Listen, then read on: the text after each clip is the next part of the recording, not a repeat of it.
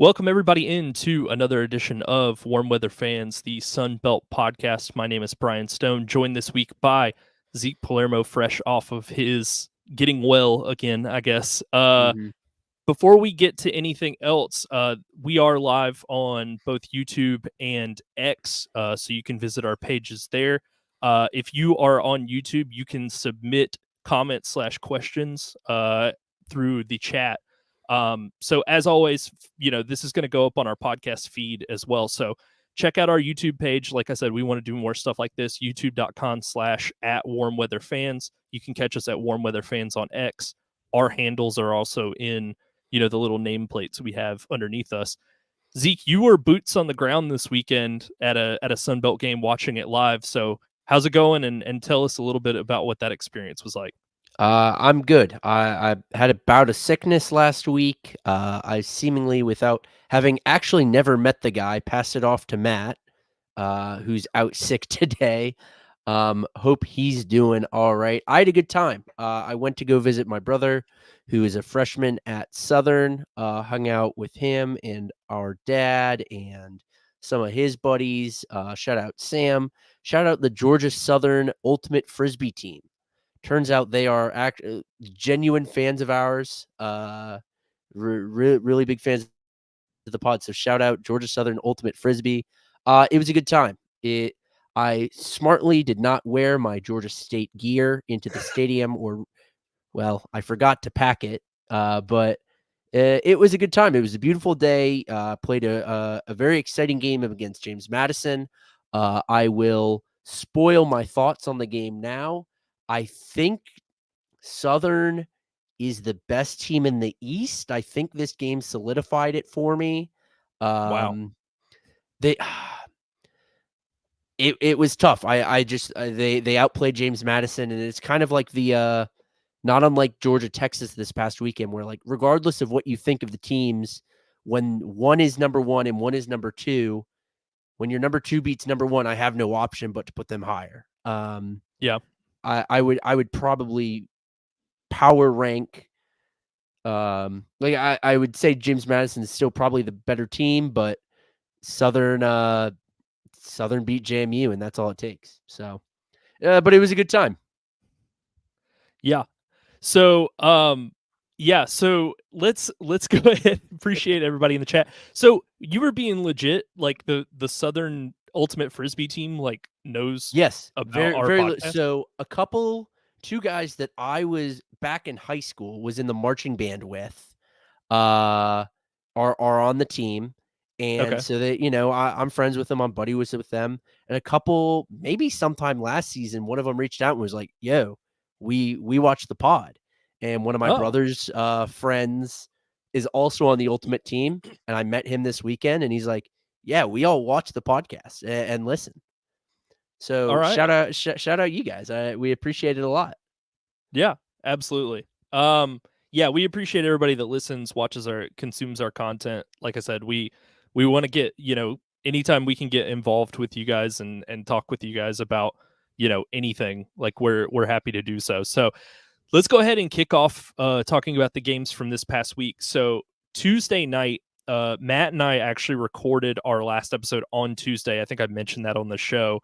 But by the time we had even gotten to previewing this week, the game was essentially already over. It was Mm-hmm. like South Alabama had already jumped out to a 19-0 lead over Troy, who is, we talk about it every week. They're offensively challenged.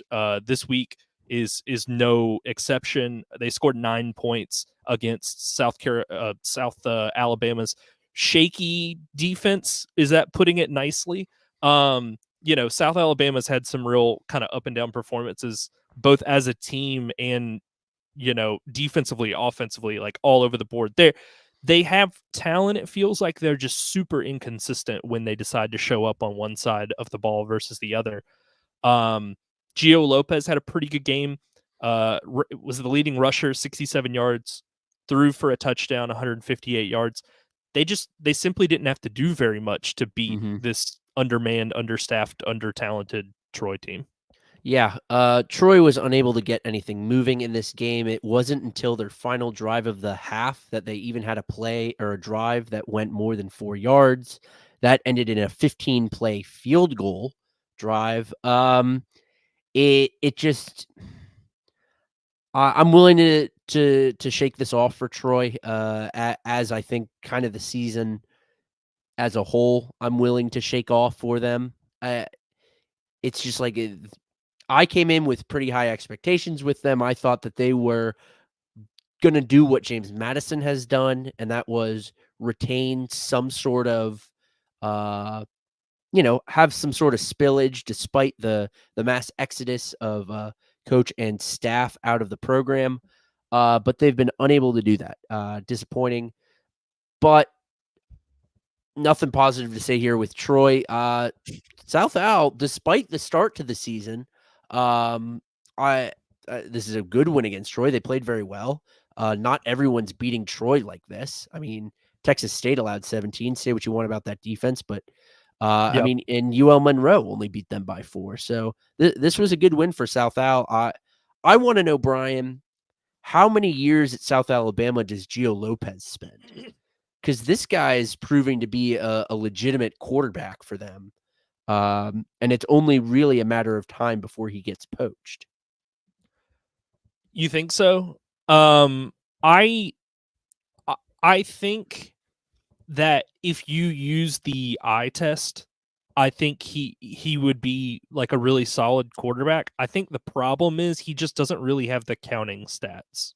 Mm-hmm. And if a G4, power 4 team, not a G4, a power 4 team decided to dip into the portal and potentially look, I think they would have a hard time kind of stomaching his stat lines because, again, he is a good quarterback. I'm not going to take that away from him, but he has games like this where you're like, you don't really have to give like a full-throated kind of performance because you're playing against a team that's so challenged offensively that like they really can't even test you.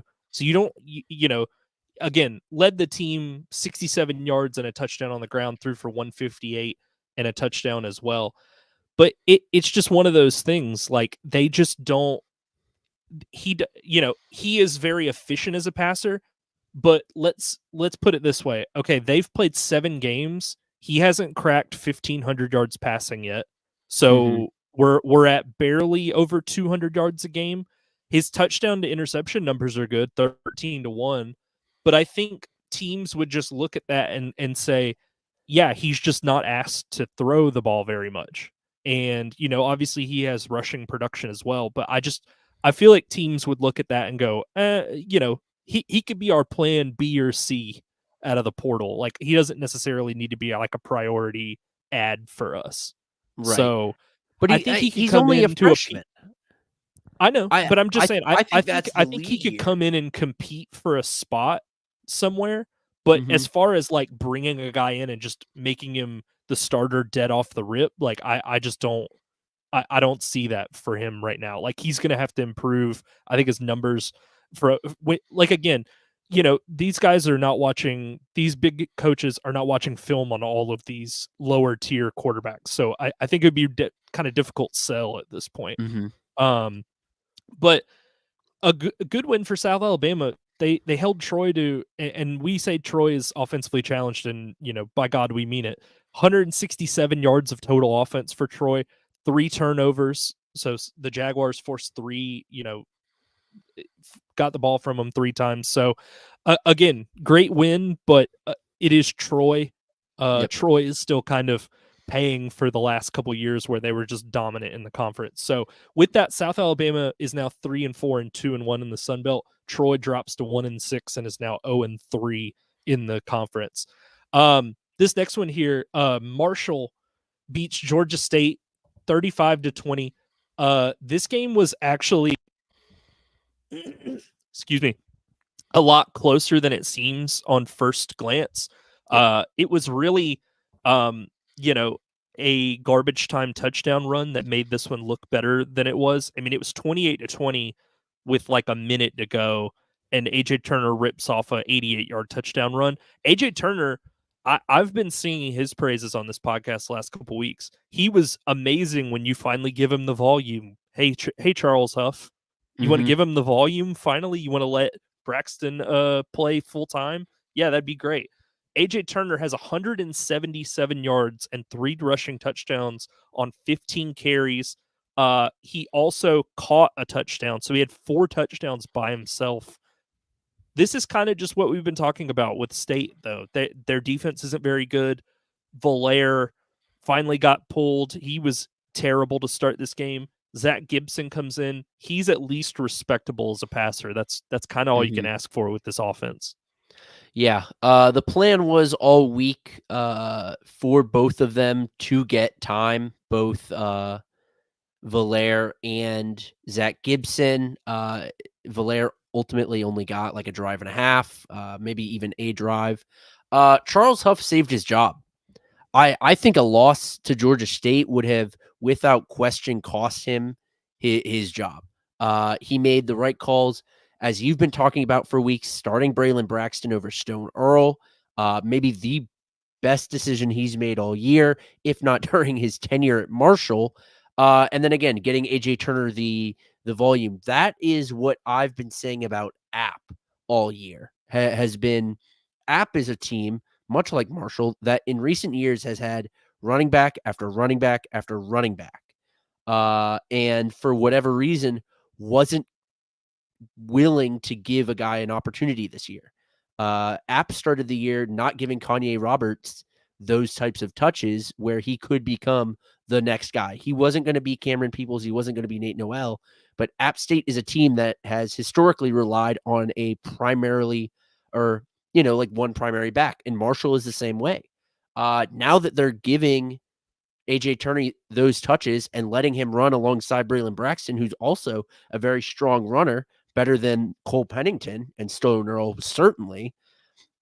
I think Marshall is going to win a few more games. Now, is this the turnaround of the season where they, all of a sudden are going to make a late push for the conference championship or even a bowl game? Probably not. I think they have 2 more wins on the schedule, but they're not necessarily gimmies, those being Southern Miss and Old Dominion. But that was I the think story of this. Southern Miss is a gimme. Come on. I mean, be real for a minute. Like that's a gimme. Yeah, especially something we haven't talked about yet. Will Hall finally gone. But I think Charles Huff saved his job at least for the rest of the year because now they're sitting at 4 wins. Yep. Going to end with at least 5. He bought himself another year, and that's something I wasn't confident he was going to be able to do. Yeah. Did you listen to the episode that we did, Matt and I, last week about kind of when I recapped the Marshall Georgia Southern game? When when it came out, I was Okay. still dead as a doornail. Okay. So when I'm just going to recap it for you, I'm sure people who listen to it, I apologize, but this kind of illustrates my point about Braxton. In the first 4 drives he had against Georgia Southern, he generated 17 of the 23 points Marshall, got the entire Southern game. They pulled him directly after that and Mhm. put Stone Earl back in. And then again, he had 2 fumbles in that game, so he definitely wasn't perfect, but when you are a man in the desert and you need a drink of water, you can't turn down, a, a cup from a shoe or what, whatever. Yeah. There's some water in a boot, you got to drink it. And they need offense in that same way, which is like Stone Earl's just not he's not a fit for this team. You need more dynamic pass catchers if someone's just gonna stand back there, kind of be a statue. He's got a little bit of mobility, but nothing to the extent that Braxton does. And one of the comments in our chat right now, thank you for everybody that's commenting. Jacob Morrison on YouTube, AJ Turner is him. I agree. I've been Yeah. saying for weeks, I'm like, it doesn't make any sense that he's in this 3-headed, backfield where he's having to share time with, frankly, Jordan Houston's been pretty good, but he's not been on the AJ Turner level. Ethan Payne is still siphoning off some carries. So Yep. you need to make him your workhorse. And like maybe physically he's kind of a smaller guy, so maybe he's not built for that. But you need to again, Charles Huff finally got through to him like, we need to win some games or I'm not going to be at this school much longer. I mean, Mm-hmm. I don't know if people go back and look at the tweet I sent out from the Warm Weather Fans X account. His buyout is a joke. I mean, it's like pennies in the in the penny jar. I think his buyout's like $125,000. Yeah. So like, if they want him gone, like it costs next to nothing to get him out of there. So yeah, he does need to finally. He's not like one of these guys, like a Will Hall or a Sean Clark, where it's like we're gonna have to pony up like $800K to get him out of here, or $1 million or whatever. Ricky Ronnie like has turned it around, but his buyout was like 1.3. It doesn't cost them hardly anything to get him out of West Virginia. So and they're on a bye next week too. So I mean, had they lost it, no better time. Yeah. That worries me though, because that gives Charles Huff all the more reason to overthink, how they come up against ULM. I don't think there's any way. I don't think there's any conceivable way he could put a Stone Earl led offense back out there. I think it's one of those things where it's like the toothpaste is out of the tube at this point. Like you can't look at what Braxton is doing and what AJ Turner is doing and being like, let's go back to a 3-headed backfield with Stone Earl taking snaps away. Like right. you're just wasting everyone's time at that point. And again, you want to keep your job? Great. Like let's see you do something to actually prove it. Speaking of running backs, before we leave here, because I have to get this in, did you see Freddie Brock? Yeah, he was good in this one. Yeah, so don't sound so shocked. The guy's a good runner. I agree, but it's like he's not on the AJ Turner level or whatever. Like that was always kind of my gripe, which is like, there are better backs, like wholeheartedly better backs in the conference that than Freddie Brock. Like I think he's good, but I don't know. I don't think he's one of these like game wrecker. He's not AJ Turner ripping off an 88-yard touchdown run. So like he is good at what he does, but he's not one of these Ismail Mahdi type like electric guys that you're just like, oh my God, you can't keep this guy off the field. Yeah. So last thing on this. Do you feel good about Zach Gibson taking snaps for the Panthers moving forward? Because you're the Georgia State correspondent. Right. Not really. And not because I think he's not worse than Valaire or any of the guys back there. But this season is already a wash and he's a senior. And I just feel like it doesn't get much, there's no reason to go any deeper than that, right? He's not a senior. Moving forward, he's not going to be the quarterback. There's no reason not to try Braylon Ragland, who's there, Kyle Lau, or just stick with Valaire. I know he's not been exceptional, but he's shown flashes.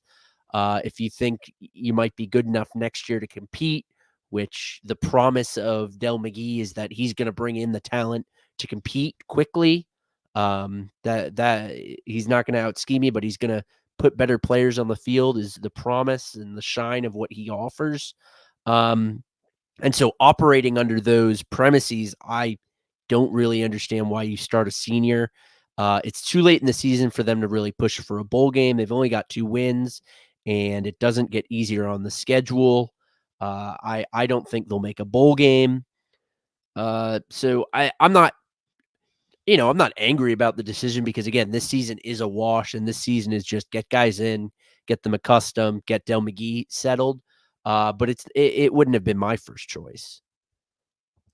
I need to go back and re-listen to one of our earlier episodes. I'm fairly sure you and Matt made like a tattoo pact, I think, where we chatted about it. It was like if Georgia State made a bowl game, you had to get a Panthers tattoo. And if Matt, I think it was like Louisiana has to win the conference for him to get a tattoo. I think it was hit their over-under, which was like 9 or something. Well, they're 6-1. So it's close. It's in play. It's in play. He better hope they drop 2 more games somehow out of conference because he wants them to win, but he needs to avoid getting a fleur de lis or whatever he was Well, down he for. said he was planning on getting one anyway, so it wasn't much of a wager. Yeah. Oh well. Well, with that, Marshall improves to 4-3 and is now 2-1 in the Sun Belt. Georgia State dropped to 2-4 and is now 0-3 in the conference. Getting into this next one here. So I watched a lot of this game. Louisiana, and I guess it's good I did since Matt's not here, but Louisiana beats Coastal Carolina. Coastal was doing actually a kind of an impressive job hanging around here, considering how much of a disaster Ethan Vasco's been as of late. So they finally put Noah Kim in, and he looked passable, which is amazing considering how bad Vasco's looked. It's just weird that they keep rolling Vasco back out. And again, finally, like maybe Charles Huff, maybe Tim Beck, now that he's just fired his offensive coordinator and has taken over play calling duties. Maybe he's like, I've seen enough. Like, Noah Kim, you're just the dude moving forward. Like, maybe we just start over. I thought this was the most impressive Coastal's offense has frankly looked all year. I mean, especially when you consider the teams that they've played, like they put up as many points against Louisiana as they did Jacksonville State. This was a good offensive game for them. It's just, I think this game is just, well, for one, the OC firing was a scapegoat. They needed to blame somebody. Maybe he did need to go. It was Trinket, right? Trickett. Yeah. I like to call him Trinket. It's more fun. I think it should say something that Tim Beck has an offensive background and the offense was still as bad. So you basically had an offensive-minded head coach and an offensive coordinator, and you guys putting your heads together couldn't figure out that Ethan Vasco and the play calling was an issue. So now it's going to change because you put a new quarterback in and you fired your OC. Like, again, scapegoat for sure, but it's year 2. Like, it's not like, hey, we've had this. I mean, to be frank, they're 4-3. It's not like they're, Southern Miss where it's like everybody, we need to have a fire sale. Everything must go. It's like, hey guys, it's still pretty early in your tenure. This is game 19 for the Tim Beck era or whatever it is. So like, it's tough to just automatically be like, no, it's all this guy's fault. Like, is it? I'm excited to see how this story develops because this news broke today as we're recording it on Monday. The firing happened. I'm curious to see how this plays out because Beck is going to take over the play calling duties. I want to know how much of this decision was him. Obviously the coach is going to have a say in that call, but I wonder if this was like a push out of the way that Trickett wanted Vasco. Where I'm certain there's something behind this because, like you said, like this is not. It's been a disappointing Coastal offense, but it's not been catastrophic. No, it's just mostly been inconsistent. Yeah, like they've had games where they were in shootouts, and then they've had other games where they were like struggling to score 24 points, and that was because of Ethan Vasco. Right. Almost entirely. I'll say this. So, I was watching this when Louisiana goes up 2 touchdowns early in the second quarter, and I kind of was like, here we go. Coastal's just kind of going to roll over and die. They put Noah Kim in. He throws 2 second quarter touchdown passes. Boom, it's 17-14 at half. It's, midway through the third quarter, they get a field goal. It's 17 all. And then, Wooldridge takes them down on a long 12-play, 81-yard drive, takes up 7 minutes of the fourth quarter. And I'm like, okay, here we go. We're going to tuck the Chanticleers in. This is going to be night-night.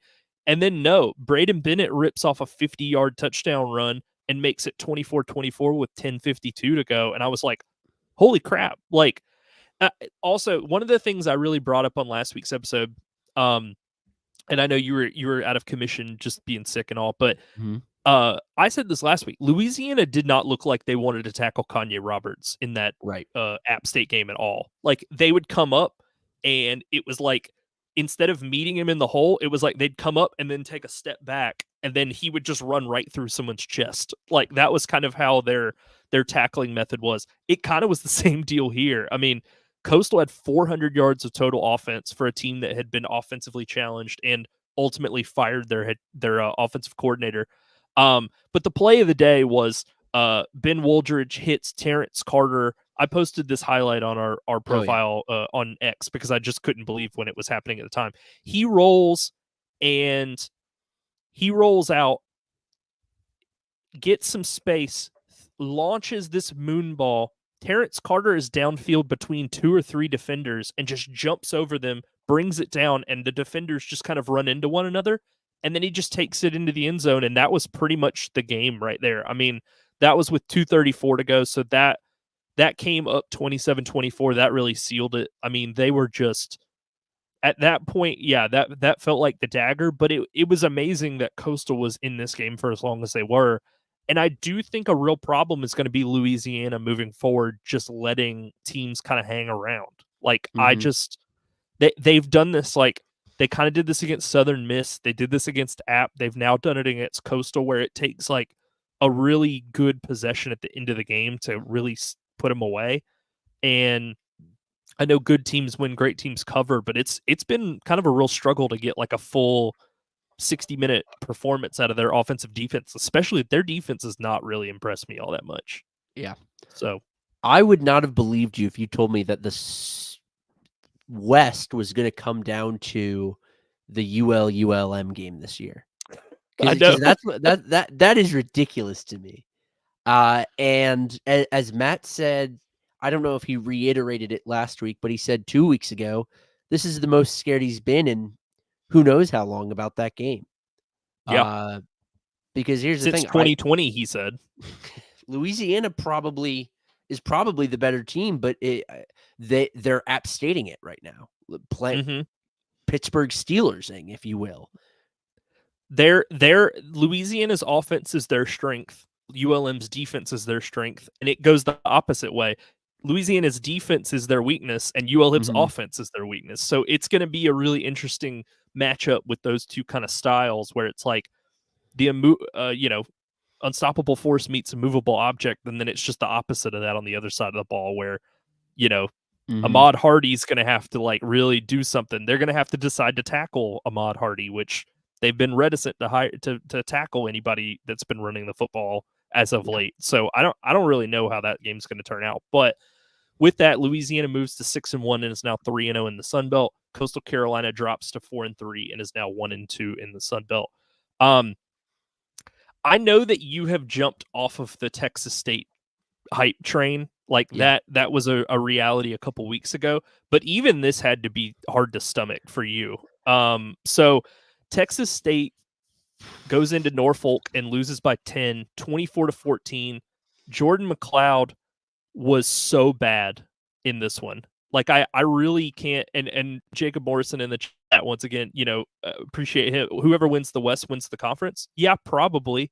I mean, if anybody's been watching this, the teams in the East are nothing to write home about. And I say that as a fan of the team that's currently in first.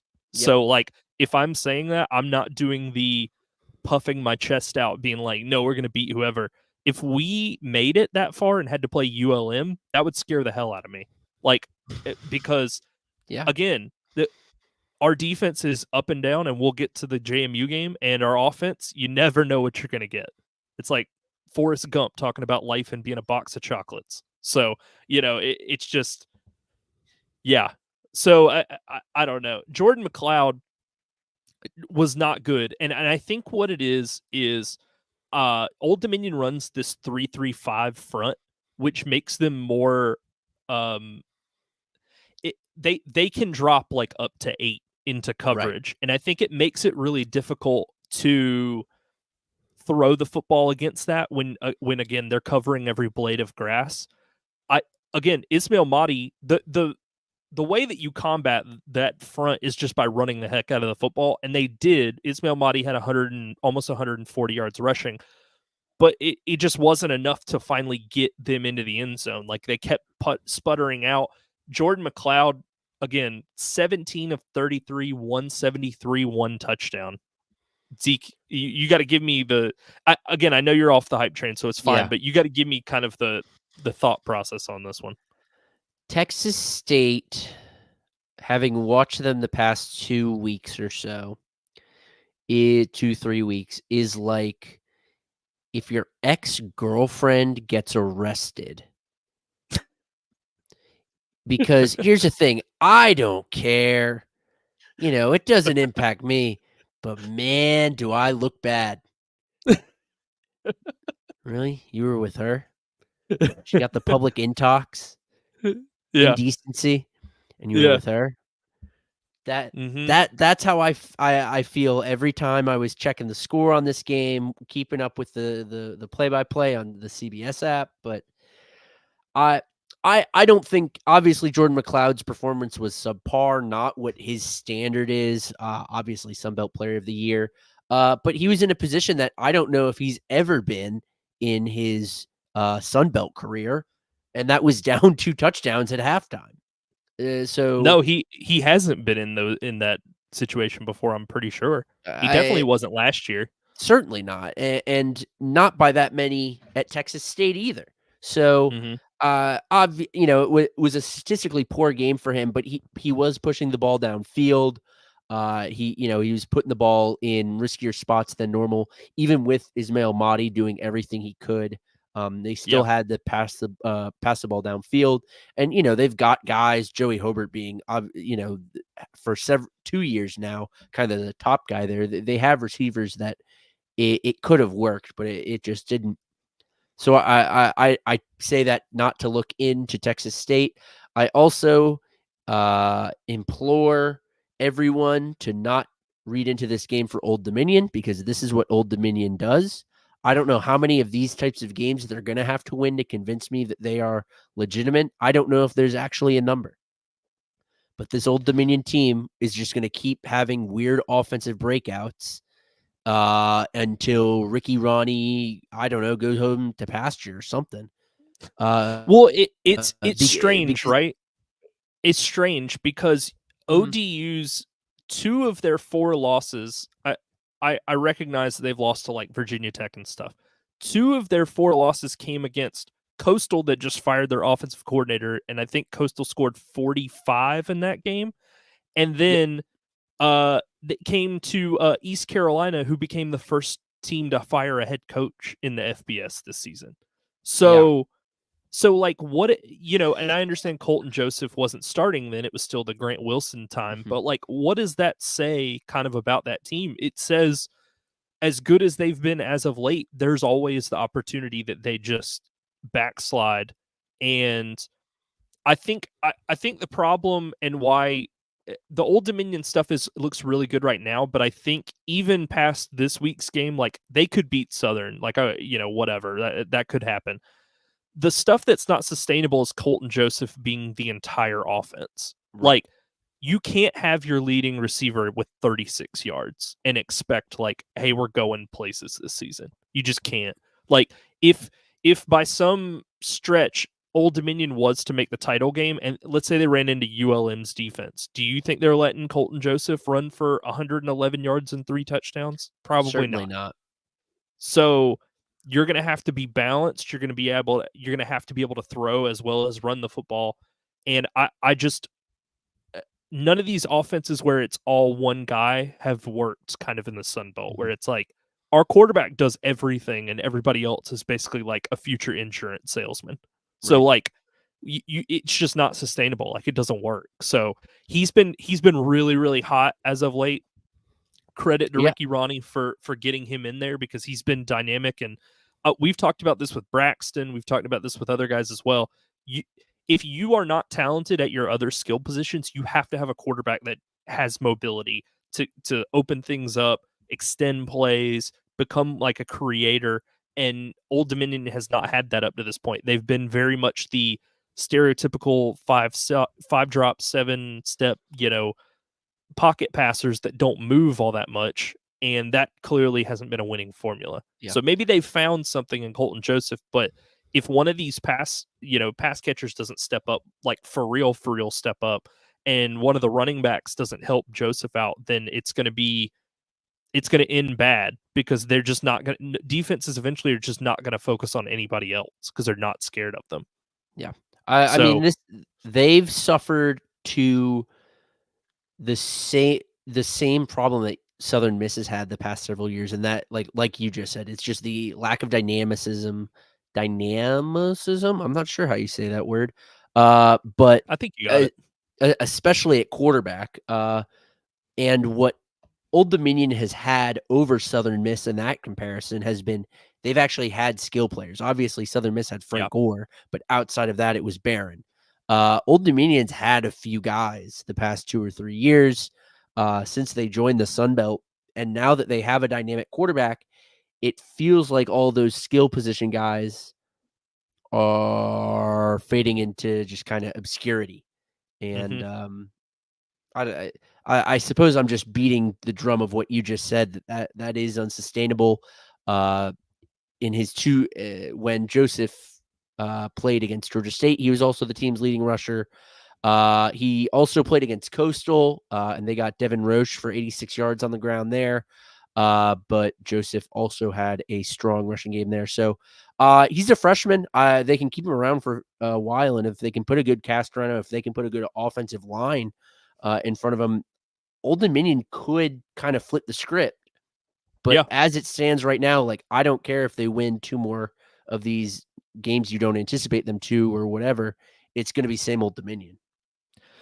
So to kind of put a button on this game, I think the issue is that in the past, Old Dominion's basically been able to conjure up like one solid skill position player around whoever's played quarterback, whether it be like Blake Watson or I can't remember that receiver's name off the top of my head that ended up transferring to Virginia Tech the next year. Was that Um, Ollie Jennings? yeah, Ollie Jennings the third. Yeah. Mhm. So that's what I mean is like typically you've got one of those guys when it would be nice to have like three. You Yeah. know, you would like to be able to surround your quarterback with a little bit more talent than what they've given him so far. But I would say Ricky Ronnie has saved his job with this performance and finding Colton Joseph the last couple of games, but they were never going to fire him anyway, so it's all kind of moot point at that point. Um, Old Dominion improves to 3-4 and is now 2-1 in the conference. Texas State drops to 4-3 and is now 2-1 in the Sun Belt. Let's get to the Georgia Southern game. So you were boots on the ground for this. Mhm. I guess behind enemy lines. Like I don't really know how you see it. Um, I don't. Georgia Southern's defense dominated this game for 60 straight minutes, and Oh yeah. like I don't feel like that is an under. I don't feel like I'm underplaying that at all. I think through 3 quarters, James Madison had like 100 yards of offense. Alonzo Barnett was Mhm. absolutely terrible in this game. I think he finished what was it 16 of 33 for like 186 yards, I believe the final number was. He threw for 1 touchdown and even that was kind of questionable. I thought the receiver kind of got away with offensive pass interference there. Yeah. um He certainly did. did you okay, I was like I'm not going crazy, right? Like every time I watch the replay he's got a full arm fully extended pushing the receiver away. Mhm. um and you know, to be honest, JC French wasn't great either. So I'm not saying that like No. you know Barnett was you know got blown out by JC French, but they Southern's defense was on Barnett from the first snap, and I know they had trouble with the center getting the ball to him for some reason, but they stacked the box. They refused to let him you know have open throwing lanes, and they played like tough man press coverage, and Barnett and the receivers just couldn't figure it out. Yeah. Southern sacked Barnett 6 times. They had 3 other tackles for loss. You mentioned that was maybe the sloppiest start to a game I've seen in a while. Both With sides. both sides. Both sides fumbled. James Madison fumbled like 2 or 3 straight snaps. The first one was a bad snap or, wasn't handled properly. The second one, Alonzo Barnett was up at the line trying to make an adjustment, and the center just snaps the ball. They end up punting. Georgia Southern gets the ball, and they do the exact same thing. They can't field the snap.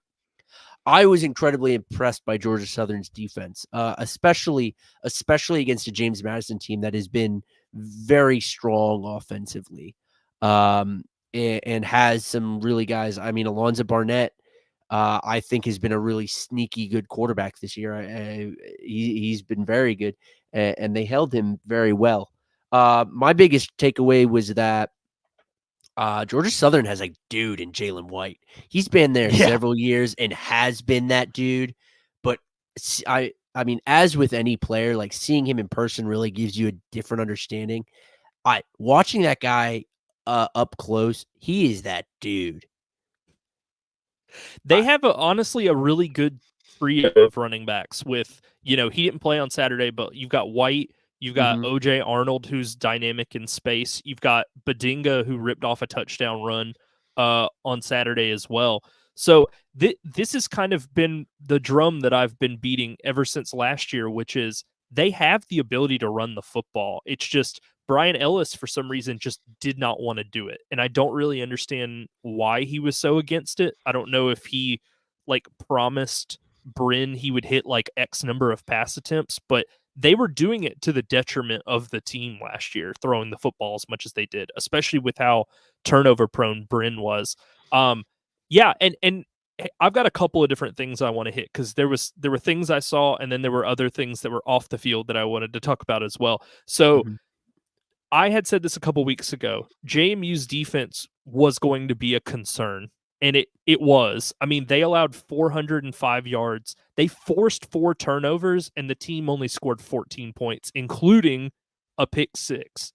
So that should kind of tell you the turnovers, they weren't fluky because they definitely happened. But Mhm. when they weren't forcing turnovers, it was feast and famine. Like it would Jalen White, like you said, Badingo ripped off a couple of really good runs. Derwin Burgess had a receiving touchdown. JC French threw for three touchdowns, also had 3 picks. Like I know. And I think Dexter Williams really needs to have like a fair shot of starting Thursday.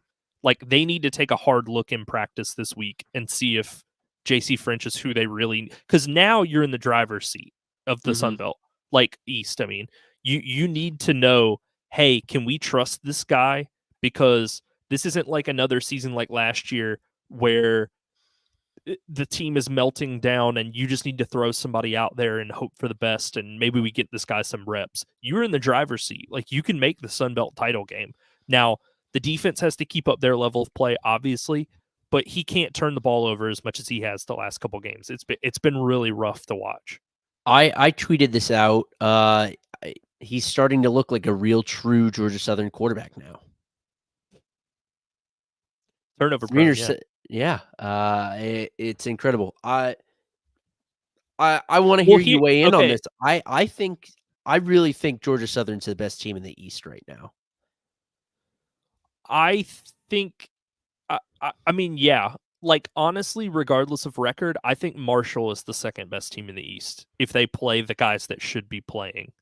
Like it, the reason that they don't have more wins is because Stone Earl was shoved in at quarterback multiple times when he shouldn't have been. If Right. they play the team, if they play the pieces on offense that they should with AJ Turner and Braylon Braxton and Fitzpatrick as their main pass catcher, I think they're a better team than James Madison. I think they have a better defense than James Madison has. I think Barnett has these games where if you speed him up and rush him and force him to make decisions quickly and he can't just sit back through and make reads and stuff. Like I just yeah, I okay. So I assume this is your brother, Sam, right? Yeah. Brian, I get you had to suffer through old Southern teams. You have to stop doubting them. Sam, you haven't lived, bud. You haven't been snake bit in the way that I've been snake bit before.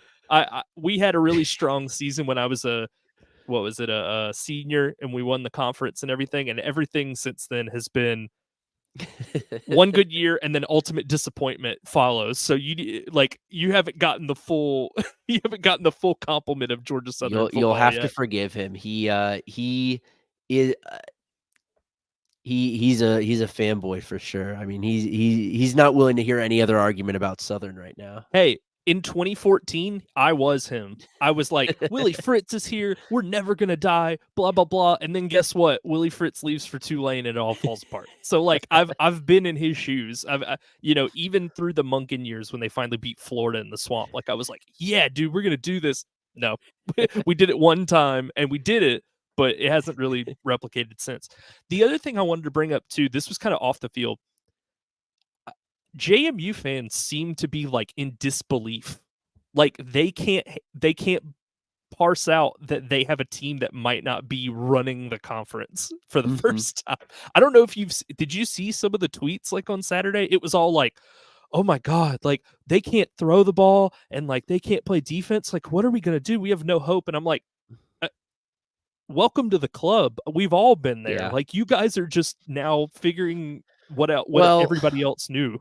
it's new for them. You'll have to forgive them. And again, Brian, I'm sure you had a similar epiphany at some point. They're not used to this. They were No. the FCS team and came into the FBS and dominated this conference for 2 years.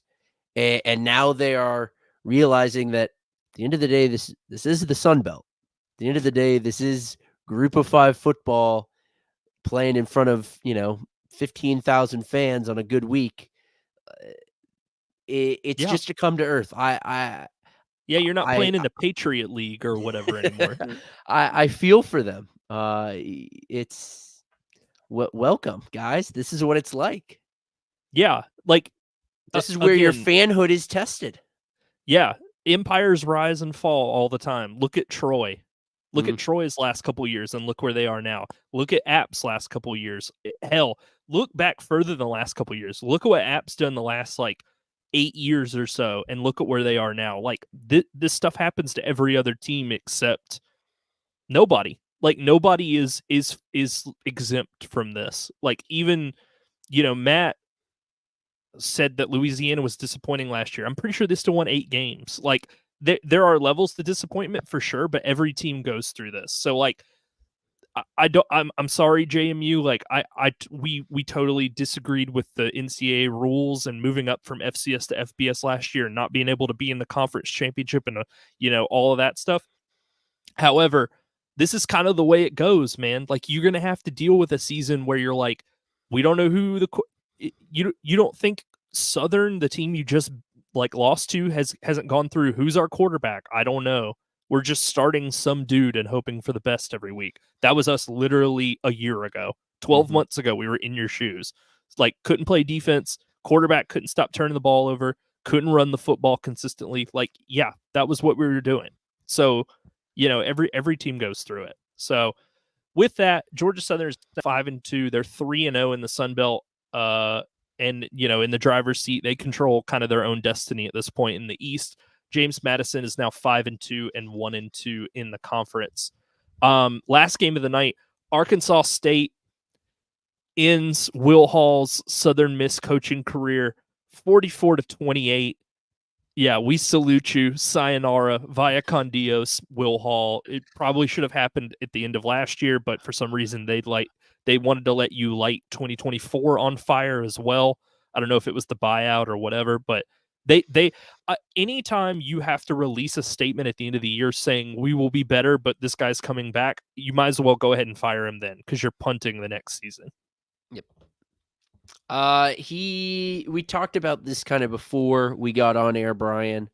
Will Hall in the post-game presser of this game, he knew. It was obvious. He had to have known. And I took away from his statements, my biggest takeaway was selling himself to other teams. He was saying, I know what it takes to win, and I've been around winning, and it doesn't happen overnight, and it's a process, and I've been around it, and I've seen it, and I know what. First of all, when? When was When? that? When? Point it to me. It was a poor man's version of Kurt Signetti saying, I win, look me up. Right. Except Kurt Signetti is ranked, took an FCS team into the FBS and dominated, and got a Power 5 job at Indiana within 2 years. Will and is Hall, now 7-0 at Windiana. Will Hall, you got knocked out of the Division II playoffs 4 years in a row. What do you win? With that said, we're looking for a fourth co-host with a little bit of ball knowledge to join me as the ball knowers of the pod. So Will Nope. Hall, this is not a joke. Will Hall, I will be reaching out to your people. We'd love to have you. Will Hall, Permanently or for a special.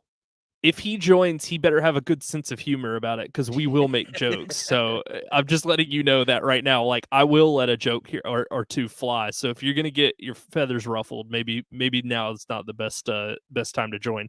But yeah, I mean Arkansas State. I will say this, Southern Miss stayed in it through halftime. It was 28-21. Um, Ethan Crawford has kind of been able to do kind of a poor man's Colton Joseph impersonation the last couple weeks. He's got some mobility, but it's not great. They don't have any real weapons around him. They desperately miss Frank Gore Jr. from last year. Um, Crawford's not really that impressive throwing the football. Jalen Rayner had a really good game once again, 186 yards, 3 touchdowns. I said he would finally get on the positive end of the touchdown interception ratio, and he did. He's finally up over 1-1.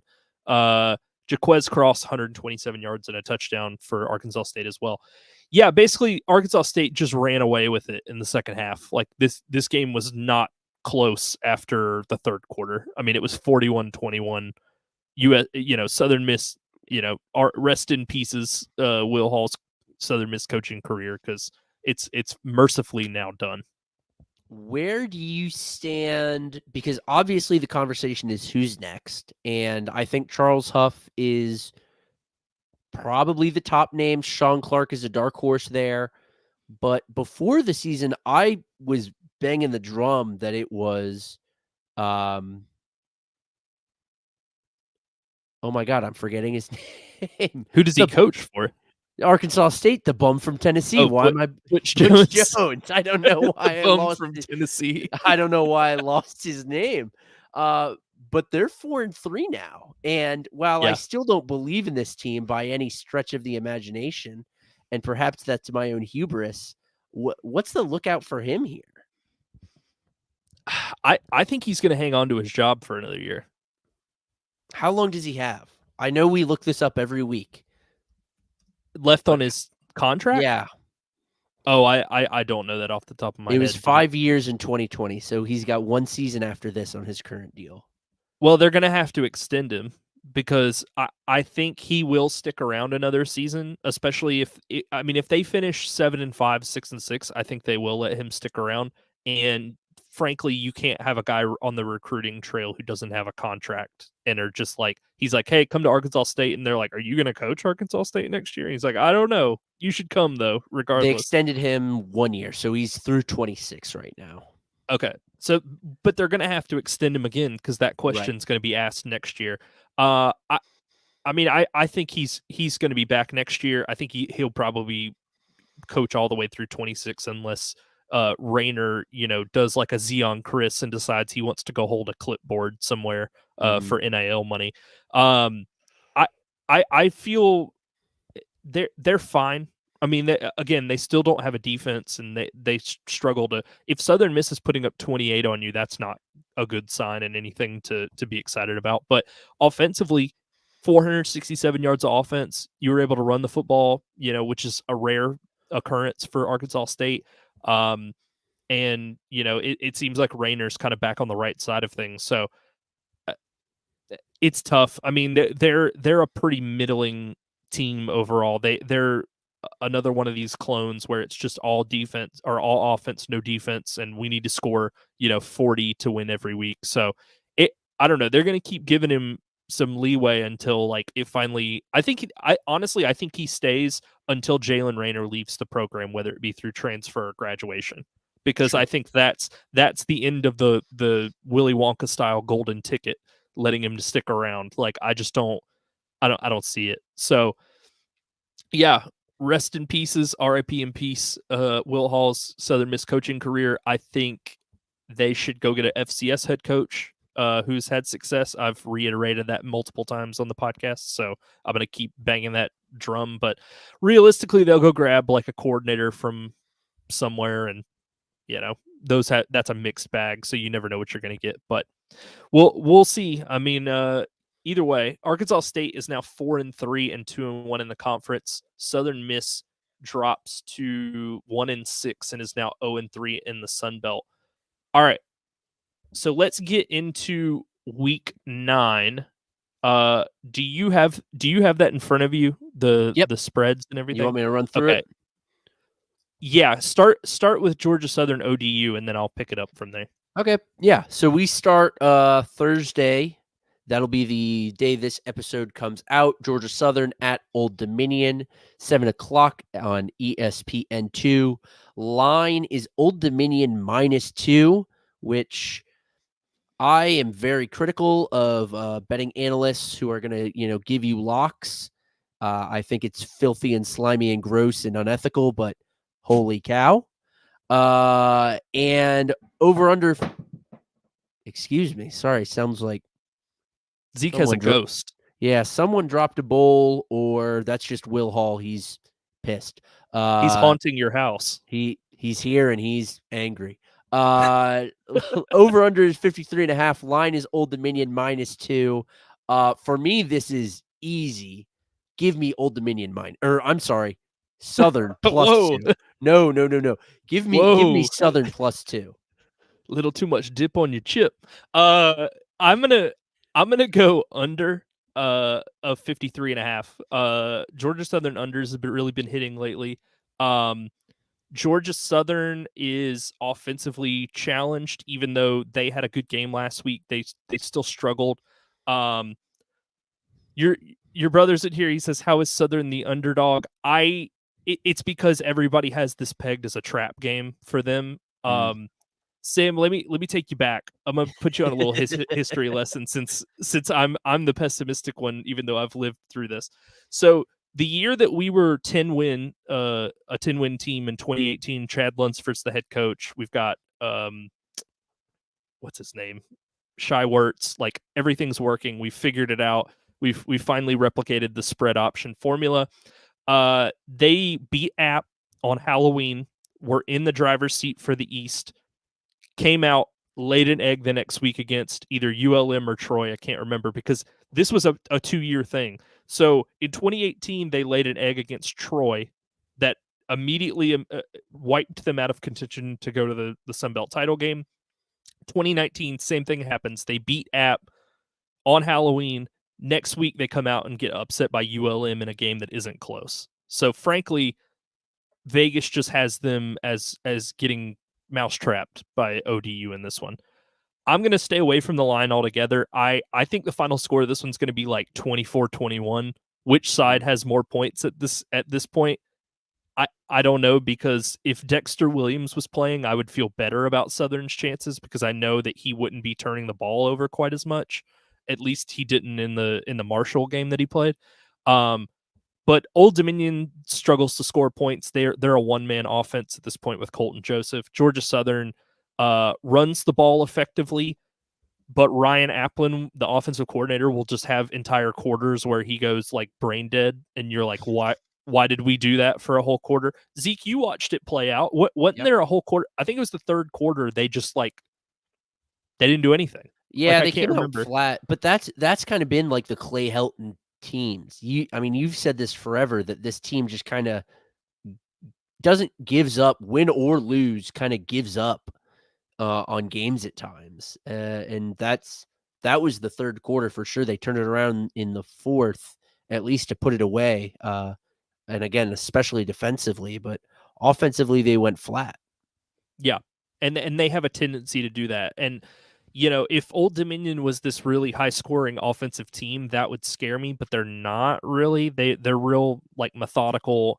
I think it all comes down to, is Brandon Bailey, the defensive coordinator at Southern, is he going to be stubborn and say, we're not going to put a spy on Colton Joseph? Because if that's the case, then yeah, he's going to tear them up the same way the Nevada quarterback did on the ground when we played them. But if he's doing what he did on Saturday, and he's like, we're sending exotic blitzes, and we're sending 5-6 guys, we're playing bump and run man press because we know that Old Dominion doesn't have anybody that scares us on the receiving side of things, then yeah, I give Southern a really good shot to win. It just, again, this is the Forrest Gump analogy. You never know what you're going to get. Could be anything. So I'm leaning Georgia Southern +2, but my official pick will be the under because I don't think either of these teams are going to be putting up a 40 burger. I just don't. I don't see it. Um, so let's start on Saturday. I've got it good to go now. So Sweet. 1 o'clock on ESPN Plus, we've got Georgia State going to Kid Brewer to take on App. App is an 8-point home favorite over under 62.5. Georgia State is 0-10 all time against App State. Never beaten the Mountaineers in the history of playing these two. I'm taking App -8. There's just something about when Georgia State sees the black and gold, they don't want any part of it, and I think that keeps up on Saturday. Give me App here. I think going back to the Georgia State Georgia Southern game, I think if App just runs Kanye Roberts a lot, I think they'll be fine. Yeah. Like limit the amount of times Joey Aguilar throws the ball because he's kind of become turnover prone as well. Yeah, just make it the Kanye Roberts show on offense, and I think they'll be fine. Georgia State just right now doesn't have the dogs like on the defensive side of the ball to make it work. Next one here, 3:30 ESPN Plus, Harrisonburg, Virginia. Southern Miss, the headless chicken, is traveling to James Madison to take on they're the Monarchs, right? No, that's ODU. The Dukes. Never mind. The Dukes. Sorry. JMU is a 24.5 point favorite. Over unders 54.5. I'm going to take the under in this one as well. That's a lot of points. And like, I don't have high hopes for Southern Miss coming off of firing Will Hall, but has anyone seen JMU play lately? Have you seen JMU's offense? I don't know where the 24.5 is. Here's the thing, like James Madison could come out and do the 24.5. It's certainly possible. Certainly within the very realistic realm of possibility. But neither of these teams are combining for 54.5. I think James Madison is going to come out of there with 24, could hit 27. Southern Miss is going to score under 17. Give me the under. I agree. It's one of those things when you bet an over-under, it takes two to tango. And frankly, Southern Miss's shoes on are backwards if we're keeping this this analogy going. Like they don't have any sort of continuity with either side of the ball. You have no idea what they're giving you at any given point. So unless James Madison beats them 56-7, I don't see how this game hits the over, and James Madison's not been good the last 2 weeks against ULM and Southern. Next one here, UL Monroe, 5 o'clock, ESPN Plus. UL Monroe's traveling to Mobile. South Alabama is a 7.5 point home favorite. To quote SpongeBob, how many times do we have to teach a lesson, old man? So ULM plus 7.5 is easy. They will keep it within 8 points. Like even if they lose, even if South Alabama finds a way to win, they won't beat them by more than 8 points. Yeah. I have to assume that this is still just like algorithm formulas overcorrecting for that 87 bomb, because what has anyone seen from South Alabama to make them think that they're going to beat ULM? The App State game like 4 or 5 weeks ago is what it is. I don't want to call it fluky, but both of these teams, both South Al and App, are fluky teams. Give me ULM. Yeah. I think ULM plus 7.5 is easy. Like they're probably going to win this game outright, honestly. And I wouldn't be shocked if South Alabama scores the fewest points they've scored all year in this one. So just be on the lookout for that. Final game of the night, 7 p.m. ESPN Plus. Troy, talk about another headless chicken. Troy has no direction on either side of the ball. They have no idea what they're doing. They travel to Jonesboro to take on Arkansas State and Zeke's nemesis, Butch Jones. Arkansas State is a 7-point home favorite. Over unders 51.5.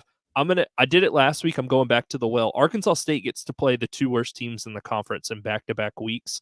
I'm going to take Arkansas State -7 again. Yeah, Arkansas State here as well. As much as I don't trust this team, Troy has proven to be nothing but in disarray. Nothing but shambles, especially the past several weeks. Disappointingly, give me Arkansas State. I'm going to flip my pick, actually. I'm going to say the under of 51.5. I don't think Troy is going to be able to contribute to this at all.